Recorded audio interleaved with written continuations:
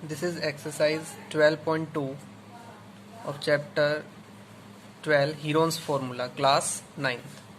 इसमें हम 12.2 के क्वेश्चन देखते हैं।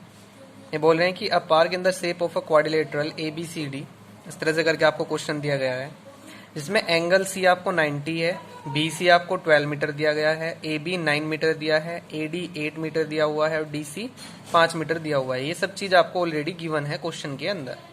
ठीक है, सॉल्यूशन देखते हैं।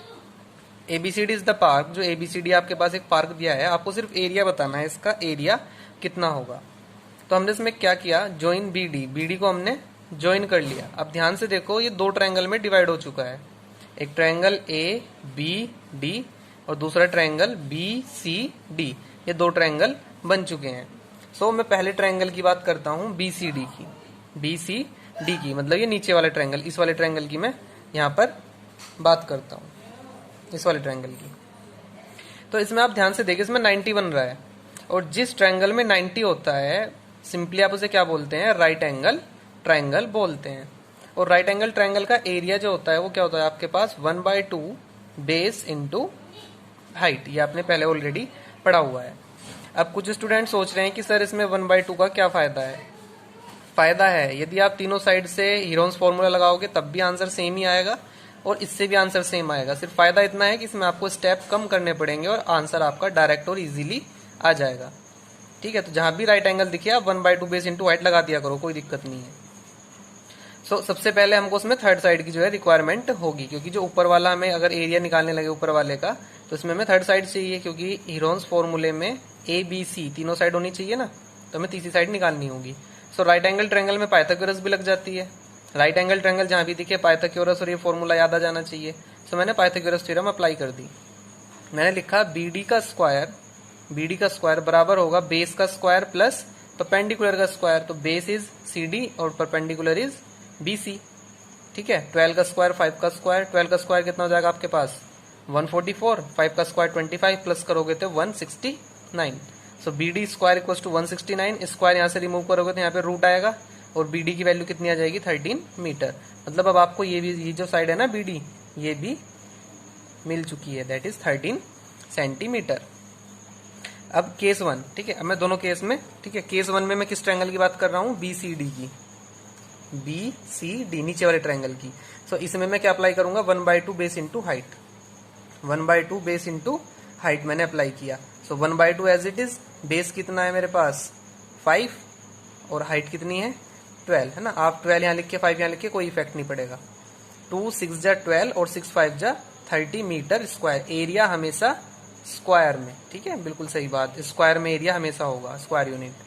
ठीक है, उसके बाद केस 2 में मैं बात कर रहा हूँ ABD की, AB और D ऊपर वाले ट्रायंगल की, इस वाले ट्रायंगल की बात कर रहा हूँ मैं।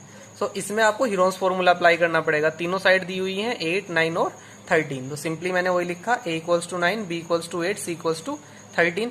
सबसे पहले S निकालते हैं। So S equals to A plus B plus C by 2।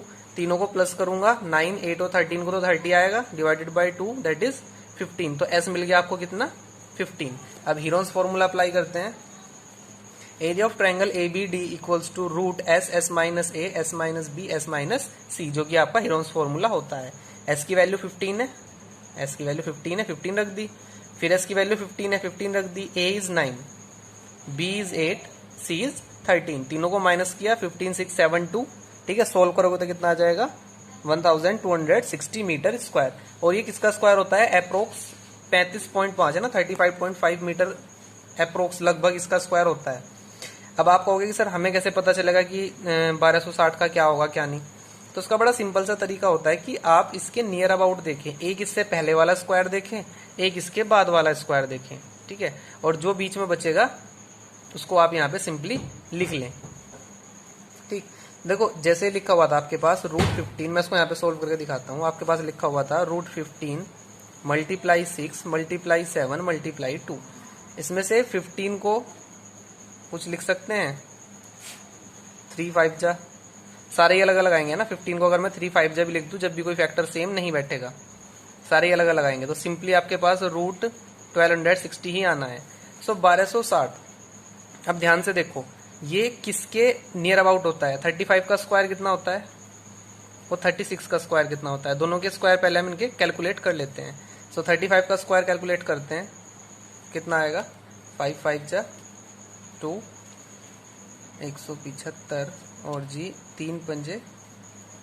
तो यहाँ पे मैंने दोनों के कैलकुलेट कर लिए हैं। 35 का स्क्वायर मेरे पास आएगा 1225 और 36 का जो आएगा 1296। लेकिन हमें क्या चाहिए 1260। तो ध्यान से देखो 1260 25 से बड़ा है और 96 से छोटा है। तो हमने अप्रोक्स लगभग ले लिया कि वो ना तो 35 का स्क्वायर है ना 36 का स्क्वायर है, वो 35.5 का स्क्वायर है ना। इन दोनों के बीच का जो नंबर है उनका स्क्वायर है, लगभग हमने मान लिया है ना। अप्रोक्स इसीलिए लिखा जाता है, जो अप्रोक्स लिखा हुआ है ना इसका मतलब ये होता है कि लगभग यही है, मतलब एक्यूरेट ये नहीं है लेकिन लगभग यही है, इसी के आसपास होगा। सो हमने यहाँ से इसका जो एरिया है वो कैलकुलेट कर लिया और पीछे लिख दिया अप्रोक्स। अगर आप ये नहीं लिख के आते हैं अप्रोक्स तब भी कोई दिक्कत नहीं है, आप ये भी ना लिखें तब भी कोई प्रॉब्लम नहीं है। इट मीन्स ये लाइन भी अगर आप ना लिखें ना, सिर्फ इतना छोड़ दें कि रूट 1260 मीटर स्क्वायर, तो भी आपका सही है ना, इनकरेक्ट नहीं होगा। फिर केस 1 और केस 2, जो केस 1 केस 2 का मतलब क्या है, केस 1 में आपके पास नीचे का ट्रायंगल था, केस 2 में आपका ऊपर का ट्रायंगल था। तो अगर मैं इन दोनों को ऐड कर दूं, दोनों के एरिया को ऐड कर दूं तो पूरा ABCD का एरिया मिल जाएगा। वही काम मैंने यहाँ पे किया, केस 1 और केस 2 को ऐड कर दिया। सो 30 मेरा केस 1 का आया था, 35.5 केस 2 का आया था, दोनों को ऐड किया कितना आ गया 65.5 मीटर स्क्वायर अप्रोक्स। अब भी लगभग लिखेंगे है ना, क्योंकि ये वैल्यू एक्यूरेट नहीं है तो अप्रोक्स लगभग लिखेंगे। अगर आप यहां पर छोड़ते हैं तो आंसर क्या हो जाता है आपके पास 30 plus root 1260 metre square. Approx लिखने की रिक्वायरमेंट नहीं थी। ठीक है, क्वेश्चन नंबर 2 पे चलते हैं। क्वेश्चन नंबर 2 में इन्होंने देखो, ये भी आपको अपने आप ही करना है ना। क्वेश्चन नंबर 2 में आपको सारी की सारी डायमेंशन दी हुई है, 3 4 5 4 5 सब दी हुई है। तो सिंपली आप ऊपर वाले ट्रायंगल में हीरोन्स फॉर्मूला लगाएं प्लस नीचे वाले ट्रायंगल में हीरोन्स फॉर्मूला लगाएं। ठीक है, और दोनों के एरिया को क्या कर दें आप ऐड कर दें, आंसर आ जाएगा। क्वेश्चन नंबर 3 में देखते हैं, ये भी आपको अपने आप करना है, मैं आपको सिर्फ हिंट दूंगा। इसको आप 5 पार्ट में डिवाइड कर लें। जो ऊपर का ट्रायंगल है मैं इसे पार्ट 1 बोलूंगा, जो बीच का रेक्टेंगल है इसे मैं पार्ट 2 बोलूंगा, नीचे जो ट्रेपीजियम है इसे पार्ट 3 और साइड वाले ट्रायंगल को पार्ट 4 और इस वाले को पार्ट 5। ये जो लेंथ दी हुई है आपको यहाँ से यहाँ तक ये 5 है, यहाँ से लेकर यहाँ तक ये लेंथ 6 सेंटीमीटर दी हुई है। ये जो बीच की है ये वाली डिस्टेंस सिर्फ इतनी, यहाँ से यहाँ तक ये आपके पास 1.5 है। यहाँ ऊपर से लेकर और यहाँ नीचे तक ये कितनी है 6.5। ये बीच की जो डिस्टेंस है ये 1 और ये साइड की जो साइड है ये भी 1। तो देखो ध्यान से, ये 1 है तो ये भी कितनी होगी 1 होगी। ठीक है, ये वाली 5 है तो ये भी कितनी होगी 5 सेंटीमीटर होगी। सेम है भाई, बिल्कुल सेम है ये दोनों आपस में। सो तीनों साइड मिल गई, हीरोन्स फॉर्मूला लगा दो, इसका एरिया मिल जाएगा, इसका आंसर आएगा 2.5। सेकंड वाले की बात करें तो रेक्टेंगल है, लेंथ आपके पास ऑलरेडी है, ब्रेथ आपके पास पहले से ही है, तो इसका आंसर कितना आ जाएगा 6.5, क्योंकि length multiply breath area of rectangle. भाई लेंथ ये रही 6.5, ब्रेथ ये रही 1, दोनों की मल्टीप्लाई कर दो, एरिया आ गया, सेकंड का एरिया मिल गया। थर्ड है ट्रेपीजियम, जिसमें आपको दिक्कत आएगी। तो मैं आपको बता दूं ट्रेपीजियम में करना क्या है। आपको ट्रेपीजियम दिया हुआ है, आप क्या करेंगे सबसे पहले एक पैरेलल लाइन ड्रॉ कर लेंगे, इस वाली साइड के पैरेलल लाइन कंस्ट्रक्ट कर लेंगे, अपने पास से ड्रॉ कर लेंगे। ठीक है, अब ये जो नीचे से यहां तक की जो डिस्टेंस है ये वाली, ये डिस्टेंस है आपके पास 2 सेंटीमीटर। ठीक है, और ये है 1 सेंटीमीटर, ये पूरी 2 है और ये वाली 1 है। देखो ये भी 1, और क्योंकि हमने इसके पैरेलल और इक्वल की है तो ये भी कितनी हो जाएगी 1 सेंटीमीटर। ये 1 है तो ये भी कितनी हो जाएगी 1 सेंटीमीटर। ये टोटल 2 थी, यहां से यहां तक 1 हो गई, तो सिर्फ ये भी, ये कितनी बची, ये कितनी बचेगी, ये भी कितनी बचेगी 1 सेंटीमीटर। ठीक है, यहां से हम एक लाइन डालेंगे जो कि मिड पॉइंट होगा। मिड पॉइंट मतलब 0.5 0.5, ये आधी आधी हो जाएगी है ना, 0.5 ये 0.5 ये। इसके अंदर लगा देना पाइथागोरस, 0.5 का स्क्वायर प्लस इस परपेंडिकुलर का स्क्वायर बराबर होगा इस 1 के स्क्वायर के। तो यहां से आपको ये हाइट मिल जाएगी, यहां से आपको हाइट मिल जाएगी। जैसी हाइट मिल जाएगी एरिया ऑफ ट्रेपीजियम लगा देना। एरिया ऑफ ट्रेपीजियम क्या होता है 1/2 sum of parallel side into height. Height आपने निकाल ली है, सम ऑफ पैरेलल साइड कितना हो जाएगा 1 + 1 2, तो 2 इंटू जो हाइट आपकी आएगी वो, और अपॉन में 2 रहेगा ही, 1/2। सो आपका यहाँ से एरिया जो निकल के आएगा थर्ड का वो कितना आएगा, 1.4 सेंटीमीटर स्क्वायर। ध्यान रखना ये भी अप्रोक्स होगा, इसका भी लगभग ही आंसर आएगा 1.4। फोर्थ पार्ट की बात करें तो देखो वेरी सिंपल, ये आपके पास 6 सेंटीमीटर है, ये आपके पास 1.5 सेंटीमीटर है। इसमें आप डायरेक्ट 1/2 बेस इंटू हाइट भी लगा सकते हो क्योंकि ये 90 डिग्री बन रहा है यहाँ पे।